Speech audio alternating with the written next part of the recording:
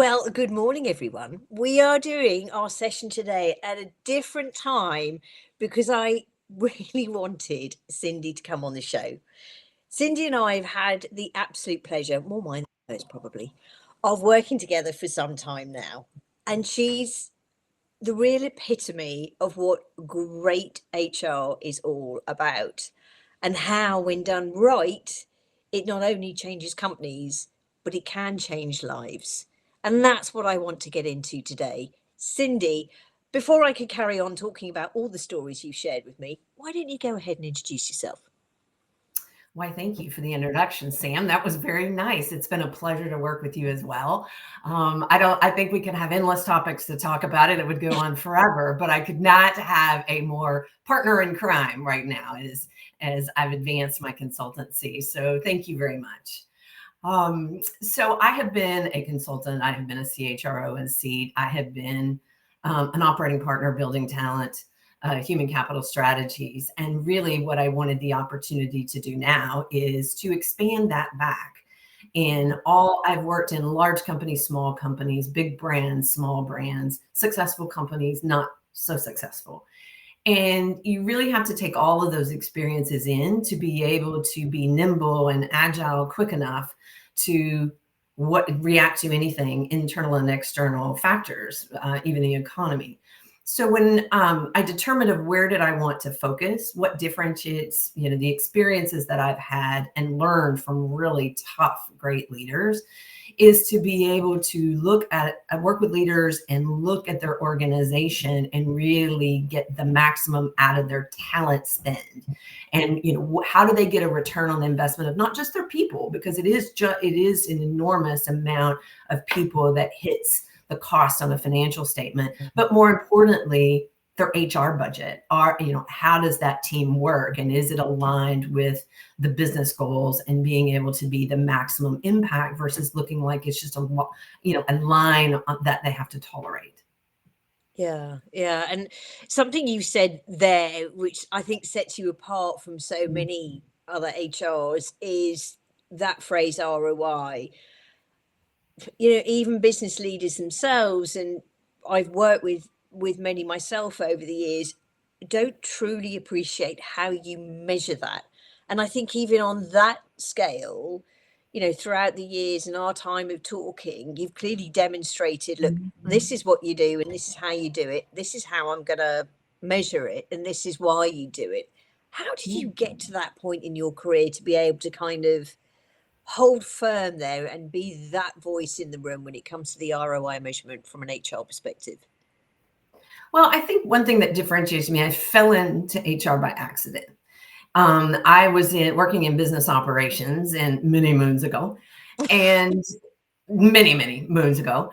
And, some of the things, there was a gap, there was a failure of banks. And I was working for the president in a different type role. And there was this gap around people. And he said, I can't find my people. I don't know where this is going. How do we put all this together? And I was about 8 months pregnant at the time. And I'm like, this is what we'll do. We'll just figure this out and be in the middle. And it was great. And it's for a large banking organization today. But I think it's having that, understanding the impact first from the business standpoint and how to talk from a business angle versus HR speak, which is so easy for all of us to get into, because when we talk amongst ourselves, we know what that means. But for a business leader, they just want to understand what is this going to be. And I'll tell you, the striving and failing multiple times and growing. Luckily, I've been fortunate to be able to, what's the next thing? Because I do get bored easily. And it's, I worked for Deloitte, which many people are aware of. What a great brand. I had 6 jobs in 8 years. And I loved it. I went from performance to partner development to all kinds of different projects. And most, bringing all of that together just within the Deloitte organization and also working offshore in India is the opportunity to work with really smart people and strong leaders. And I took a role that the CEO didn't even want to meet me. He just said, the leadership team said, you're fine. I'm like, no. I'm coming back to New York and we're going to have a conversation. And I want to make sure that that's embedded. And that's really what's honed in. Having that relationship doesn't mean you like them, but what can Oh, I yeah. learn? How can I break into having the tough conversations that they may not want to hear? And so sometimes they want to put HR over here to the side and just pat them on the head. And I Yeah. just didn't work that way. And honestly, in Deloitte, I saw that happen with a predecessor. And so, probably one of the most toughest individuals I've ever worked for, but respected, high passion for people. And then, why should I bother talking to you? And I made him a deal. I like 90 days. Give me 90 days or you could fire me from the firm. And I will show you this is where your problem is. This is where your resource management is failing and your turnover is failing because of XYZ. You've got to turn it into what's in it for them, for their careers, and get them the right experiences versus letting partners pick their favorites every time. Those are the people who grow, and not looking at it also from a cost standpoint, geography and other things that come into play with the cost of a client. And so it really comes back to, I've always been in situations of acquisitions or M&A, which I've naturally gravitated to changing organizations. And that's probably why I get bored easily, but it's also okay, what's next? I don't like stagnant organizations. And I don't think any C-suite, any executive works at their best when they're stagnant. Yeah, exactly. And I want to take you back to those first 90 days. When you look back at that now, what were Mm-hmm. you most proud of at the time? And subsequently now, what it Mm-hmm. how is that view or version of you changed what you're most proud of? So I think the biggest challenge and defect in me is that I love doing things they say can't be done. And there were people inside the organization that did not like this, did not understand where this leader was coming from. And I wanted to prove him wrong. I wanted to prove him wrong. And on behalf, it was a lovely, lovely HR team. They weren't getting the time and the seat at the table as frequently. And one of the things I learned from a consulting partner that was also on this board, as well as that CEO, okay, you take this job. We have monthly board meetings, but I'm going to tell you, you show up, you need to have a point of view and a perspective on every single topic on the agenda. You need not just worrying about the slides you're going to present, but how does that play into where the organization is trying to go? And this was amid the failure of the financial organizations. And so one of the things I would say most proud of, because HR team was just slithering away, like literally, like, get me out of here. What did I do to get on this team? And Yeah. it was 35% turnover, they're just broken. And I said, okay, bring all the heat to me. Let me have the tough conversations with really tough individuals and personalities. And let's see what we can do to change that. And one of the biggest things is that team was gracious enough to sit through and be patient of just wait it out. Let's try to do this. Because at that point, Deloitte was, I don't need the talent organization. I would go build my own talent organization with Yeah. consultants or others. And so being most proud was holding that team together and growing Yeah. it, as well as right back in their face, resource management, which is utilization of professionals increased and the margins increased for the client contracts that they were on. And it was a magical time. It was a magical time that ultimately led to the story that put me up, that CEO put me up for managing director. Brilliant. And it's that kind of tenacity, isn't it, in terms Yeah. of, tell me something I can't do and I'll go show you how Mm. what I can do. And so often, so much of this is about mindset rather than the letters after our name or the qualifications we've done. It's Mhm. okay, I'm going to put you in this difficult room and I'm going to put you in it every single freaking month. And every single freaking month you turned up, you showed up, you Mhm. stood up. And going back to how I introduced you yesterday, and you've just demonstrated it, Yeah. having those difficult conversations, because ultimately HR is part of a commercial team. So, Mhm. I hear so many HRs say day in, day out, it's people first. But Yeah, tell me what that means, because to a Mhm. business owner, great, but my house is on the line. To someone who is, you know, head of a large organization like that, as you were MD, it's, well, I've got people and multiple stakeholders to answer to. I've got, my bonus is geared in it, my shares are geared in it.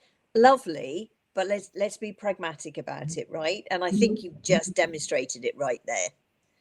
Yes, and I think I learned so much during that period of time and from such a large organization. Now, I had Mm. worked for smaller brands, competitors, second tier accounting firms, others, consulting, and you just want that brand, but they're all big or small, they all had the same challenges. Leaders have the same challenges. And sometimes you do have to put that mirror up or that challenge. Some people like, just same as myself, like the push and pull of a challenging relationship.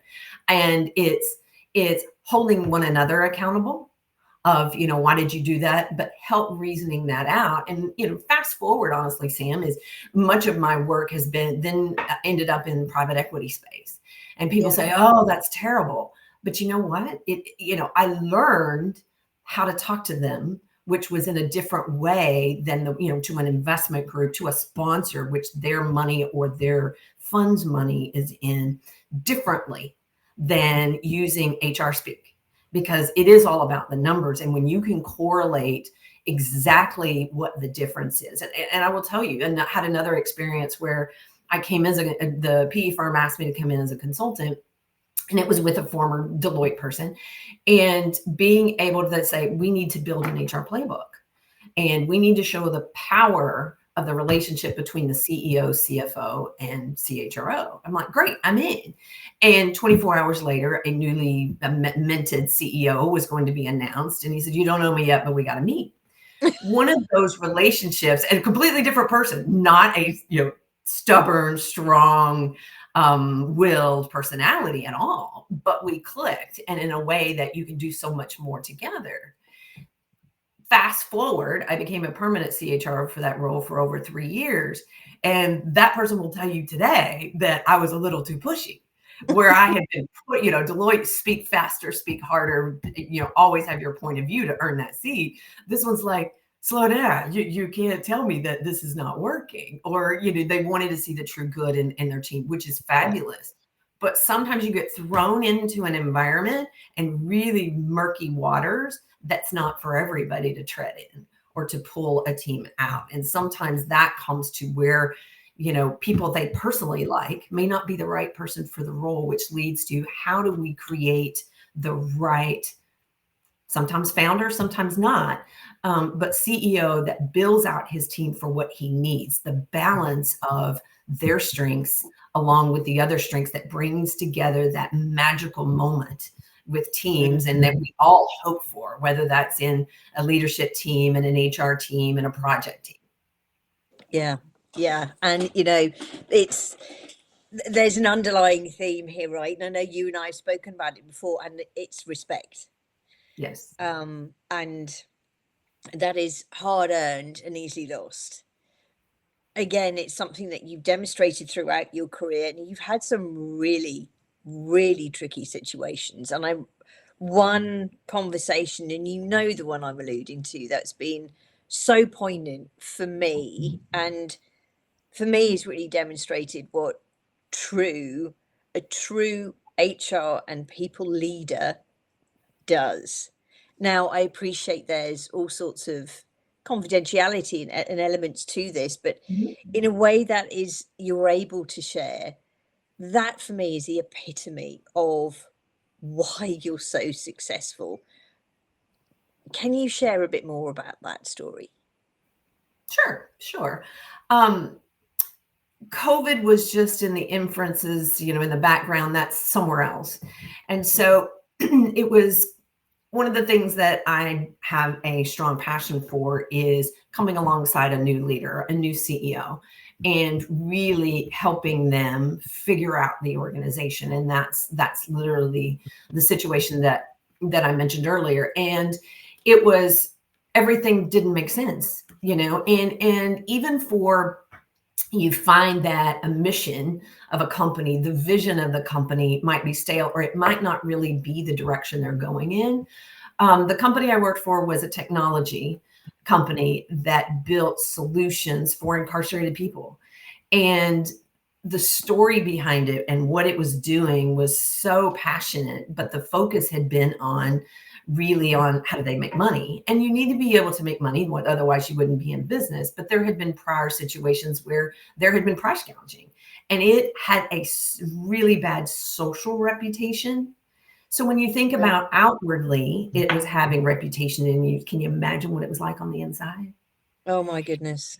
And that's really, it was twofold. Like, how do you solve for both? And you begin to not think about just the HR part, but like, if you don't feel it on the inside, how you can project something that's not real and authentic. And that became a focus on 4 stakeholder groups. And that included not just your customer, it was a consumer-based business. And you have to balance both of those. And that's hard when you're overcoming a environment that was not inclusive. It had huge, there was no remnants of DEI. But you know what? The HR team was not bad. It was just conditioned, and it had been in a place where, its private equity owner, its sponsor, had said, you need to think about XYZ, and it's looking at, why aren't you cutting costs? And it's something which seemed nebulous in the scheme of things, of every turnover and all the things. That team didn't respond as quickly to what that PE wanted, and it was about $1.5 million savings a year, which is a lot when you consider. But when you ignore that, the sponsor gets frustrated. And then when you're broadly looking at a bigger challenge, that it's, taking front page of the Wall Street Journal out and ads and things like that against the company, it's an all-on assault of trying to survival. And that new CEO and COVID kind of created an opportunity of, when sending everybody home, in the quiet in that office, and there's very few lights on, it's late, and he's like, I don't know what I'm going to do. And I'm like, we're going to make it authentic and real. You're scared. We're scared. We don't know what tomorrow brings. We don't even know if the VPN is going to work. Yeah. Make it about you going home to your family. Let's do videos twice a week that tells your story and ask them to share theirs. Let's create a community inside that people hold together. We don't know what this is going to be. And that started really a dialogue, because he was worried. I haven't done all the road shows. I haven't been to all the locations. And this is a group of almost 2,000 people. They don't know who I am. And I'm trying to change a complete mission and vision of the company. And I can't focus internal and external. And we went from there over this period of months and uncertainty of, how do we work from home, but how do I connect with people I've never met? And it was really, when you connect to a mission you believe in, and you connect with the people, it's kind of like being in a foxhole, they say, about military. You go through something hard together, you can't recreate it. But it's also, it just bruises the heart after you've been trudging so hard, that leads to burnout, which is what happened to me 3.5 years later. But it's something I wouldn't trade for the world, because it makes you recognize that you can't just make it about turnover. You also have to have the complete strategy as an employer brand, but also externally. Why do people want to come to work for you? Why do people stay to work for you? And how do you have the right mechanisms in place that they feel like they're heard? So now let's kind of fast forward to today. Yeah. We've spoken a lot about all your experience and expertise. How are you now shaping all of this to be able to help some of your clients today, in terms of helping them in what is a very confusing landscape for so many companies right now? Mm-hmm. Mm-hmm. So the period after that role is, I took a position to build out a human capital strategy for a small private equity firm. So that gave me access to a number of portfolio companies. And so looking really at, what is the value, what is the organizational health of a company, and how does that correlate to, when they purchase it, to the exit value? So what's the value created, not just by transformation, not just by, bringing in new people or different vendors or cost savings. It's also a direct correlation that and HR people know this, but how do you articulate it in a way that they understand? You increase baseline organizational health will yield you a higher exit value for high performing teams, for having the right leadership team.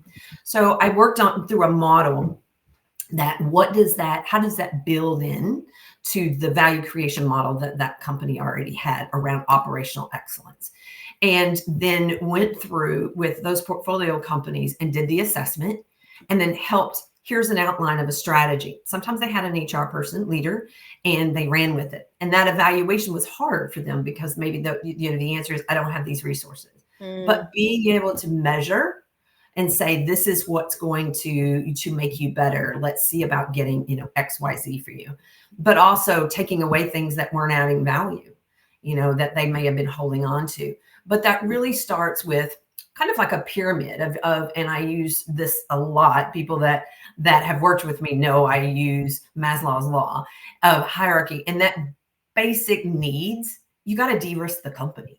You've got to de-risk and have the right compliance, but that's just your, table stakes. You can then rise to how do we prepare people to be leaders? How are they, is it authentic how they're interacting with one another? That it makes a better talent attraction. But we all know the cost of turnover is so much more than the whatever calculation that a McKinsey or other consultant is going to say.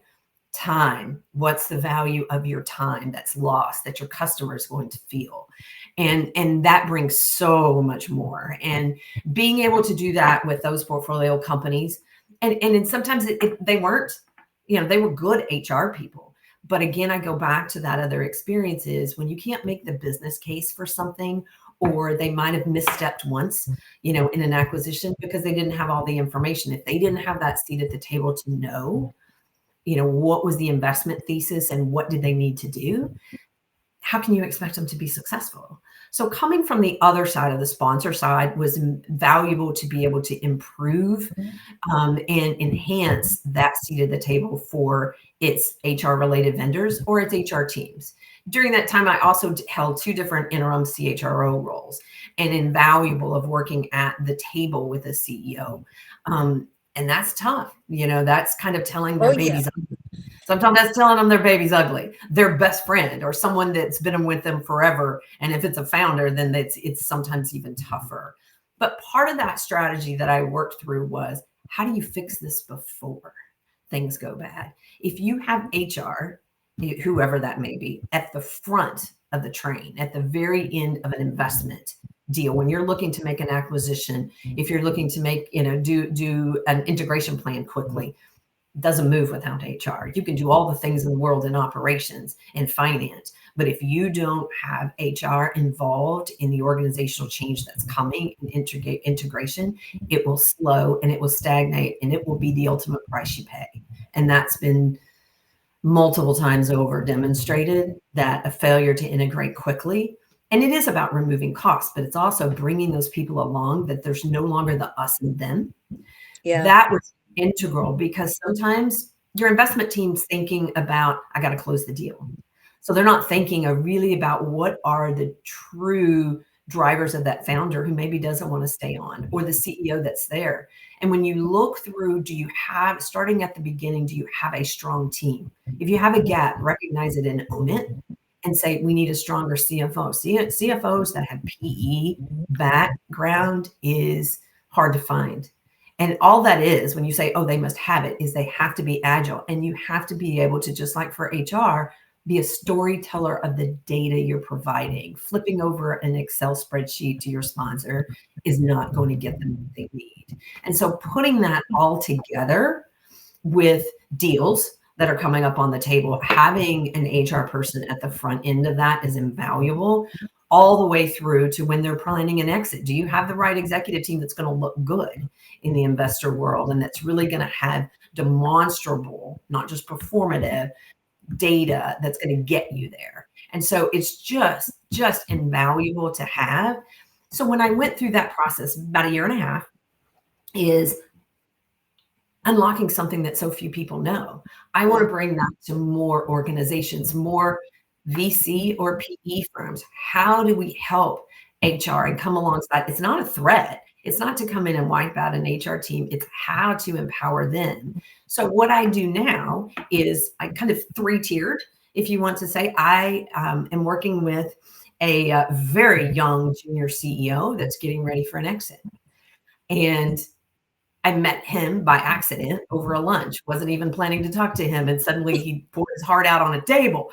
And you're like, I'm like, oh, you need a friend. But more importantly, Yeah. you need someone that is not investing. You can't talk to his investor. I mean, he was bootstrapped, but you also can't talk like, how do I navigate that? Because he's like, I'm not a CEO. I'm a creator. I want to invent things.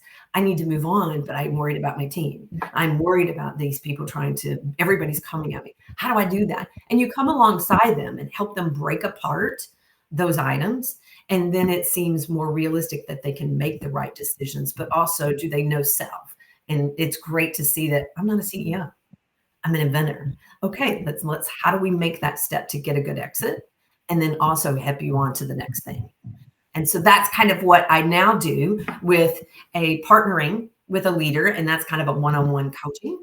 But I also work with other leaders of being able to step back and say, let's do a health assessment. How you doing? You expect a high-performing organization, but you don't have any type of performance conversations. One of the things at the company I mentioned earlier is we did quarterly business reviews. Just like your vendor, your HR organization, but other groups as well, create QBRs for each senior leader, and the other senior leaders are there. So they're not having that one-on-one with the CEO. They're peers, and they learn. You're not building an organization in a silo, which is another detriment. Being able to put things like systems in place like that is the same thing as doing, a calibration of talent when you're trying to do a 9-box succession plan.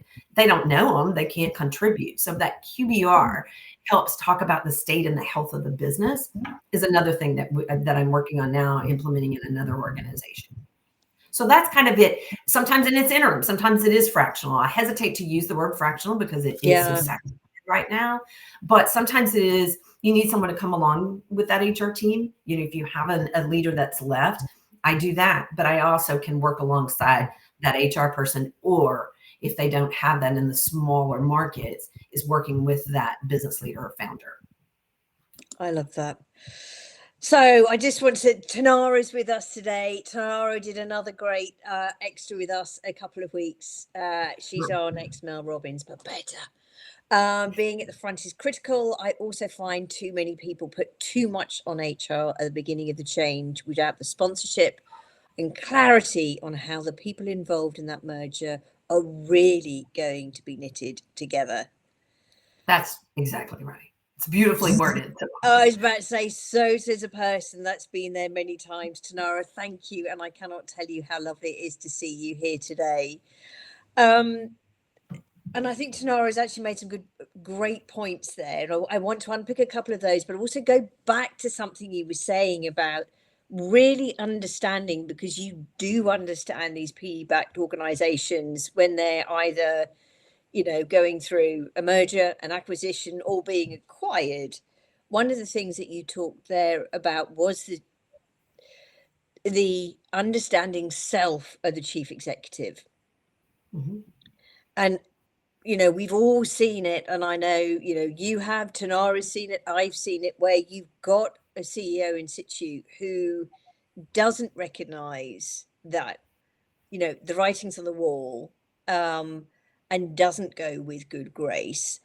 How have you seen that show up through some of the many experiences you had? What has been the impact on that deal at that time?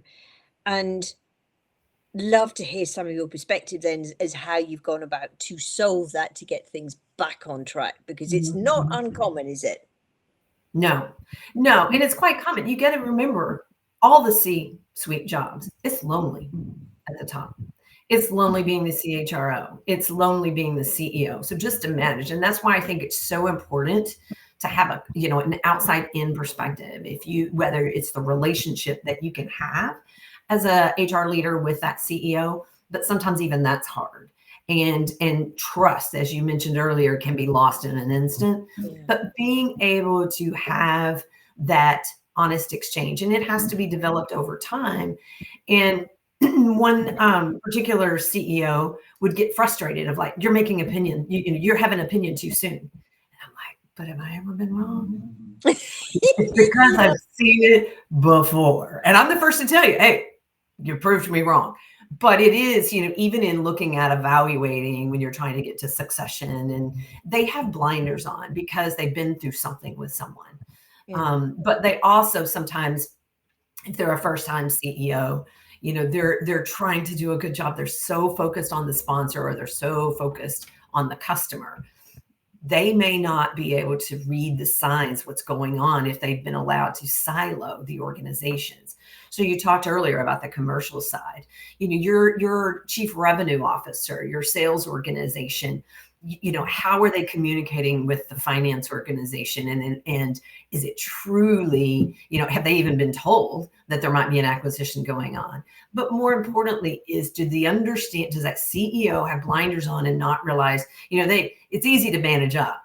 You manage a CEO and they're like, life's great when I talk to you one-on-one. And then you hear about discord amongst the team. That's a distraction.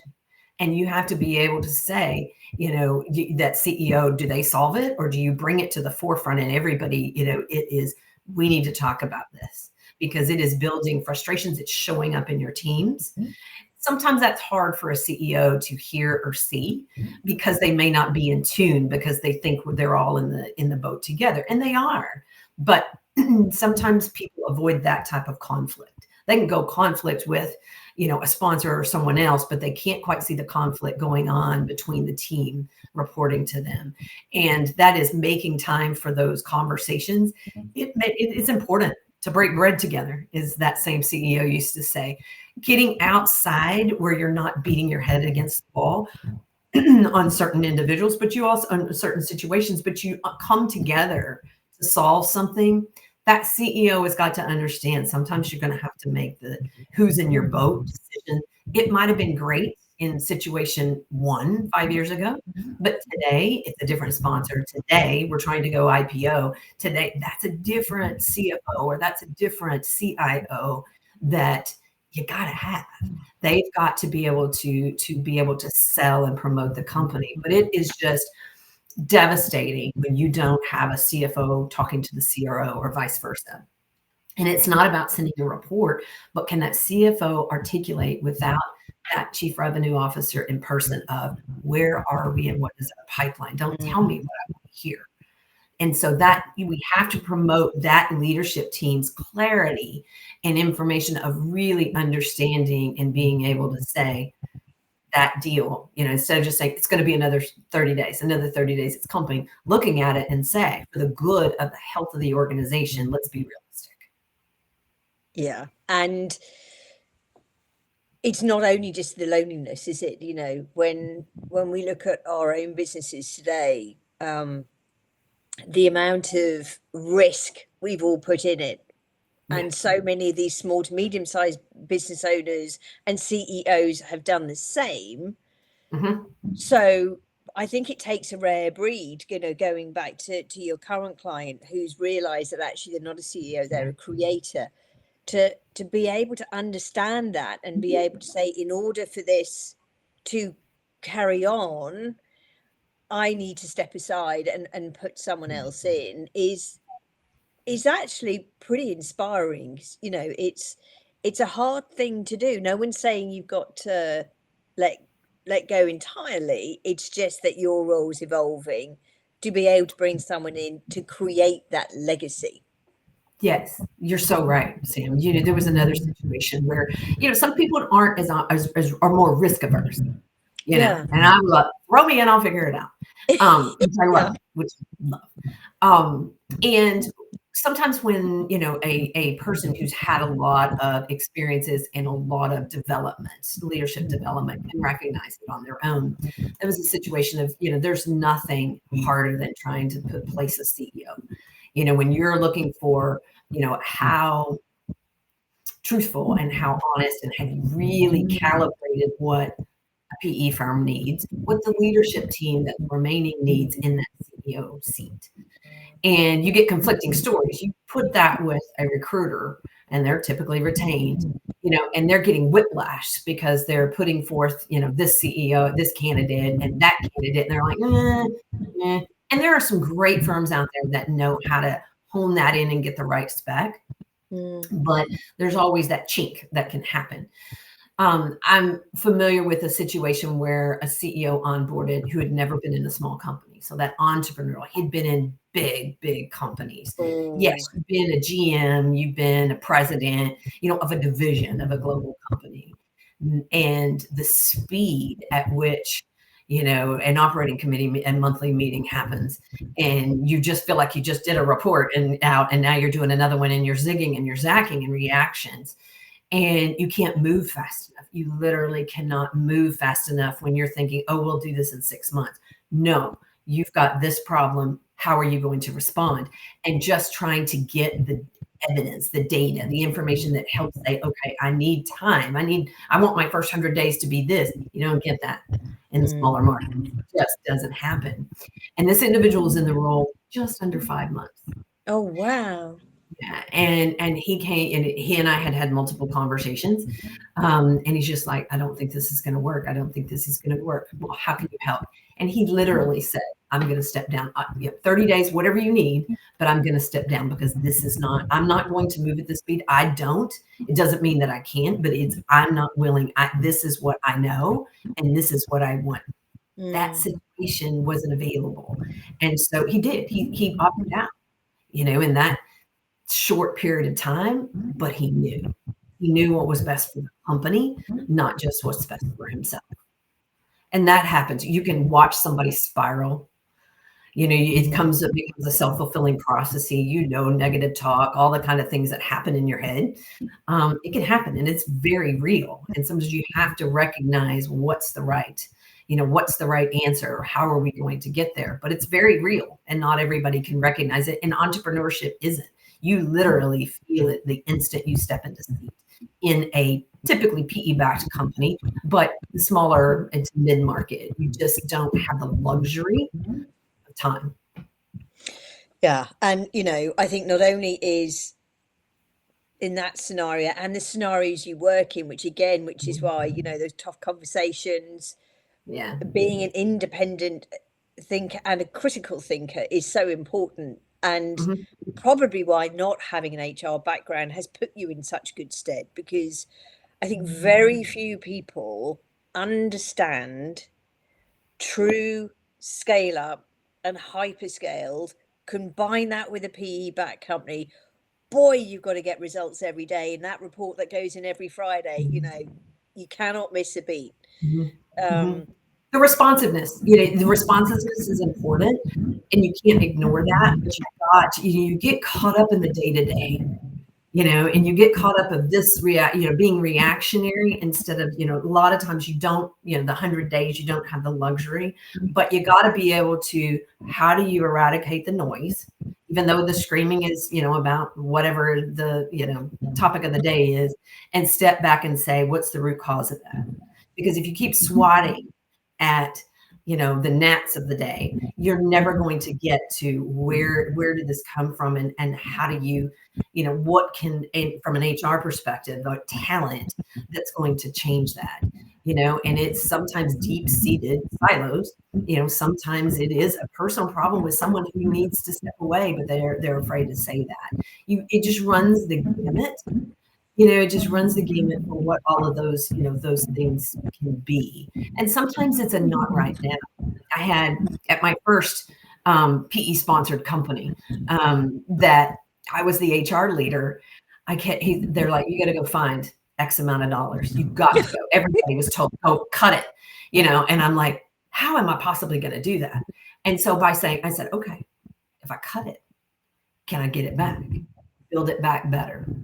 And that became the mantra of Build Back Better, of being able to say, spending a ridiculous about a number, of a large survey company for engagement for a company of that size, just because you like the brand attraction, where did we really do a vendor selection to know what was the right price and what were you getting for it?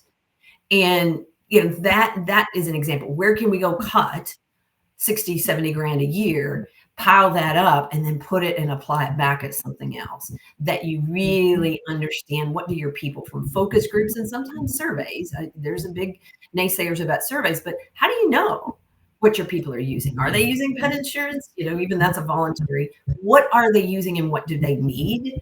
Do they need the highest end, learning platform, or is it the content that's more important? Those kinds of things that you've got to be, with trust and say, I can go find the money and I'm going to take this, but I'm building it back this way. And that comes sometimes from holding on. Another organization didn't believe in hiring high level HR talent. They hired from within, starting with the receptionist. So they learned on the way, which is great. But sometimes you can't see the forest for the trees, and they're well loved within the organization, but you don't have enough of the strategic thinkers or the people that are going to get stuff done because they've seen it before and can recognize it sooner. And it's that blend, isn't it? And when I look back at some of the startups and scale ups, and then they're in, hyper growth mode, you've got those that will, and I'm going to make it way more basic than it needs to be, but that'll get the round of coffees, that'll do the food runs late at night, that'll make sure everyone's okay. Actually, you still need those people to help the strategic high flyers be able to do what they need to do. And I've seen so often that people overlook those people that are required during this period to be able to help these strategic high flyers stay focused, do what they need to do best.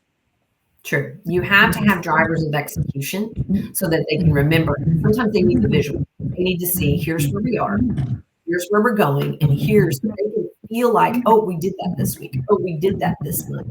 And turning it in to be able to deliver that during ops committee then brings value and to the PE firm that's saying, oh, there's progress being made. But when you go silent, but it's also for just the people. The people need to feel like they're contributing. Yes, Tanara, yes, because it's so hard when they don't understand, and that sometimes they just need a guidepost because they've been beaten down. They get blamed for turnover.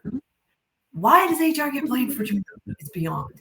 But when you see the whole talent life cycle, from the attraction to why come to work here, to why stay here, why grow here, and you can't forget even your alumni, the relationship and the reputation you have is existent in social media everywhere today. Your Glassdoor and Indeed account is just as important, because how you treat people, I have above my desk is the golden rule. You teach people how to treat you, but you start with, how do I want to be treated? And how, it's so elemental and can be forgotten in all the things. You don't have to, private equity gets a bad brand for how it treats people, but when you can have the opportunity to demonstrate the value it can bring is immeasurable. When you get everything running on all cylinders and really demonstrate that you're trying to help grow the company, hugely impactful, and it really helps the entire HR team see the value. But you can't forget, to your point, of bringing them all along on the story, but help them see the vision. And sometimes it's as simple as a project plan, and the accountability of that helps them see who, famous racy, who's responsible, who's accountable, and how do you make sure you're informing, all of those things that come back to mind from training, and some people say, what's a racy? I'm like, oh, here, let me tell you. And it's not about exactly. I love the way you and I both just gone, oh yeah. It's just like, you don't have to make every decision, but you're going to be, there's someone who has to be accountable. And then, oh, we forgot to inform all these other people we did it. We're clapping our hands and being, tapping ourselves on the back when you're like, but did you tell anybody? Did you say it's coming? Did you create the hype for it? And that really goes in tandem with communications, internal communications. I have found in many roles, there aren't internal communications. And so how do you help a CEO get his brand and his name out? How do you create followership for leaders? But how do you create a community on an intranet or some way of being able to, sometimes it's about their pets. Sometimes it's about, here's what I learned when I was out with this customer. And then let me go grab that. How can I do that? Create its own power of different communities of things that are important. Sometimes there's, I wish that I had at one point, I was a tweener, meaning that I had aging parents and I had young teens, preteens. And how do you do it all? How do you manage it all? And you think you're the only one. And I was a baby of 5. And so my parents were much older. I couldn't imagine, how someone does it all today. How do you provide those resources, or just letting somebody know? Yeah. And having and talking about things around that and wellness, recognizing, challenges and things that we are, coming up with. And I love this comment just in, showing how work creates value for the organization is so important and often overlooked and omitted. Yeah, thank you for that. I'm so sorry, from my screen, I can't see who that is, but well Yeah. said. And Cindy, I want to actually pick up on something you said there, because it was just, yes, we don't talk about this enough. The internal communications that need to occur, particularly through big change. And I remember so many projects that, we spearheaded over the years, whereby we've put in the revenue line for us in the consultancy, internal, communication specialist who specializes through change. This is what we need to be talking about and when. So one person is totally on that. Why do you think we overlook that so much, when if you get that wrong, the wheels come off pretty quick, right? Yeah. And that's typically any large, whether it's PMO, whatever type of agility, any type of programs that you use to implement, an integration or a transformation, there's usually a change management vertical. And we also, in our individual project management teams, we forget them as well, or they're too ethereal, or, whatever. We don't bring them along. But what we don't think about, that I learned from a very talented consulting partner at Deloitte, is think back to, you remember when the first time you got a debit card. And what were you supposed to do? You go into the bank, the bank is closed. And she would say, we literally, as bank tellers and others, is you have to say, you can come step in this line, but to save you, let's walk outside and let me show you how to use the ATM. We have to teach them experiential learning to understand and change. And you imagine, the speed of the world today, of how we, 5 generations in the workforce, how can you imagine that we can stay up on technology or AI or anything else? But it's really bringing people along and thinking, taking that pause of how this looks. Because say it's a ERP that we're implementing in HRIS, we forget we've been in the trenches for months. We've been building the business requirements, the technical requirements, all of the things that are needed. And we assume everybody knows what we've been doing. Back to that inform of, so what do the typical user, because you get into these 24/7 remote environments now, people are not looking to ring up HR. They want the answer sometimes at midnight, sometimes at 1 a.m. And it's just, how do we put ourselves in the shoe of the user employee? And we sometimes as HR can forget that, and any of the other areas of the organization. There's a couple of times where I was brought in and attracted to an organization that had been 5 years into an integration. Imagine how 5 years and it's still broken. Oh, And it's a true story. And it made me leap from Deloitte, because I had done transformation. I had done all kinds of things in Deloitte. And I look around and I'm like, I'm getting bored. And everybody's like, oh, just wait. The next thing will hit. And I'm like, no, I think I need to go. I can do this.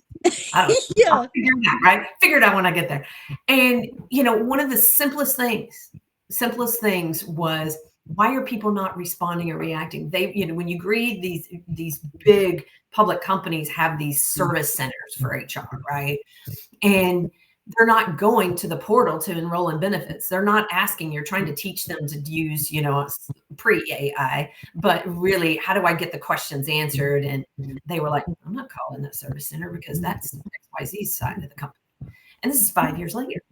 So I actually used a comms person who is just lovely. I brought her with me to more than one firm after that. And I said, let's figure this out. I said, I think it needs an intranet. We did focus groups. I don't know, 10, 12 maybe in a conference room back in the day. And not that long ago, though. And you do it. And what you discover, I'm like, why? The amazing thing was branding. The difference was the company perceived that had bought them used what is called sunset colors. Sunset, nice, right? This other one was blue, cool colors. And different. So we built literally an easy front end that was blue. But when you clicked on it, it went to the sunset colors web pages. And they were fine after that. And you anticipated the questions and you got them to interact in blue and created it. And that was just the way to do that. We created an internal intranet of how to find all things HR and being able to get your answers the way you needed to, that made them feel like they had personalized HR still, instead of going to the enemy who was running their benefits anyway. But it's something that simple, is understanding what, put yourself in the shoes of the person who's doesn't want to talk to a person or just has resistance to change, that really understands why. They may have had a bad experience somewhere else. They may just be resistant to change. And that's so costly for companies who won't use automation or who won't, keep telling their customer, this is the way we do things. Another example that's not in HR, but that brings back to how does HR help enable this? You hear that in revenue that has got, why is there a gap in revenue? And you're at the table out of an ops committee meeting or anywhere else and you're hearing, why is billing behind? Why are you getting, ARR is so delayed? What is happening? And you're part of this, you hear the teams complaining, and then you find out it's got this huge billing team.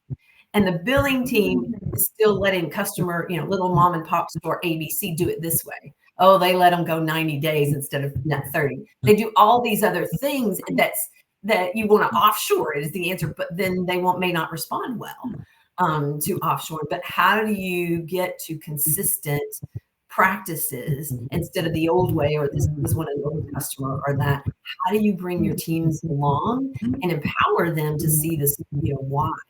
So many times we don't explain why we're doing something different that actually helps them do their job. And that's the fear of AI. The AI is going to take our job. When we don't understand the power of AI is to enable, it can't do it on its own. But how do we, how can we not be afraid of it and dress it and use it as a tool for power to help people? I mean, absolutely, Cindy. And it's that communication piece, that research piece, that really listening is so, once you're through it, it's so painfully obvious. And for those of us who've been through some of these changes, it's just like, come on now, these focus groups, he's getting his feedback. The other part of this, and then we need to start to wrap up. We could talk for hours, you and I, Cindy. I know, we can't. That's our problem. I know.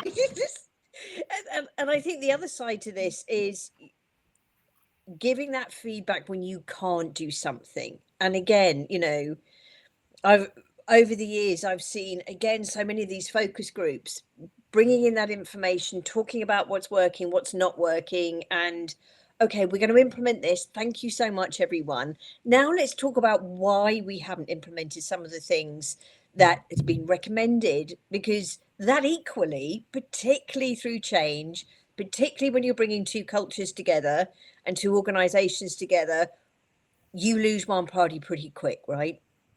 Mm-hmm.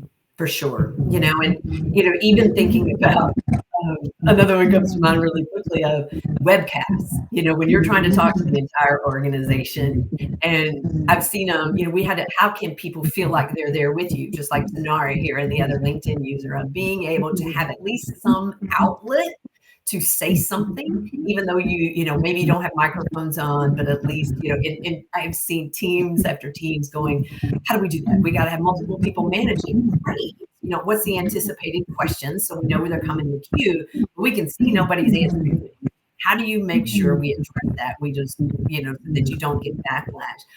But recently I've seen it like, oh no, we can't allow that. And I'm like, you're a talking head then. You might as well pre-record it and send it in an email. It is just, it's phenomenal about the fear. We don't think through, answer the question. We don't like it when we're ignored or we can't be able to interact. You want them to be upon your team and in your boat, and you're putting them in a little dinghy behind you. Then you can't even hear them over there. Yeah, exactly. It's like, thanks, yeah, but no. Yeah, no, we really didn't want to know what you're talking.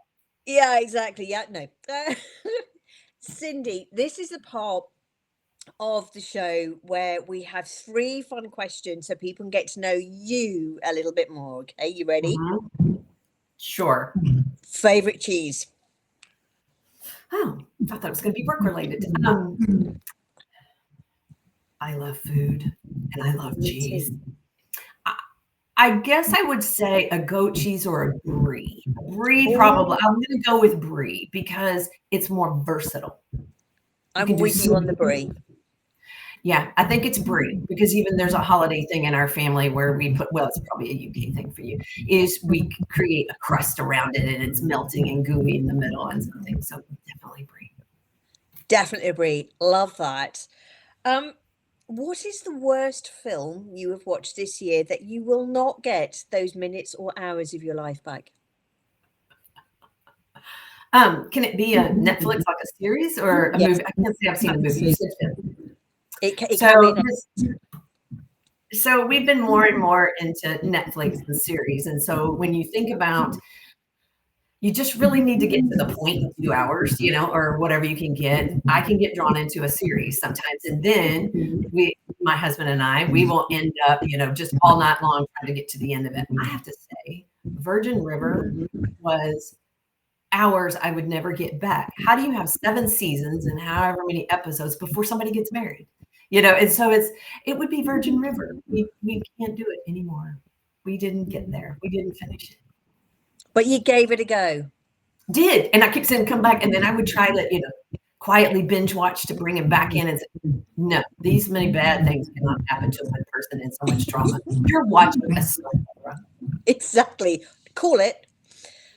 So my final question for you is, you're packing for vacation and you're taking a flotation device.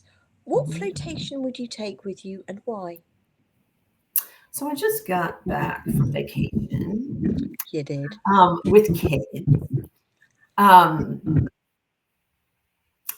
I would say, so in my backyard, we have a pool in Texas. It's hot, and so I would say I have 2 donuts floating in there today, literally frosted pink donuts with flaps. So the daily one would be the donut. However, on a recent vacation, one of the things was, do you grab the tube that has the bottom in it or not? Or you have it where you're exposed to the elements if you're on top of it. And I would have to say, because I immediately go to survival, if you're in a boat, I want one with a cover underneath so that, we don't fall in the middle or any of the things that could get us with our legs down there in the ocean.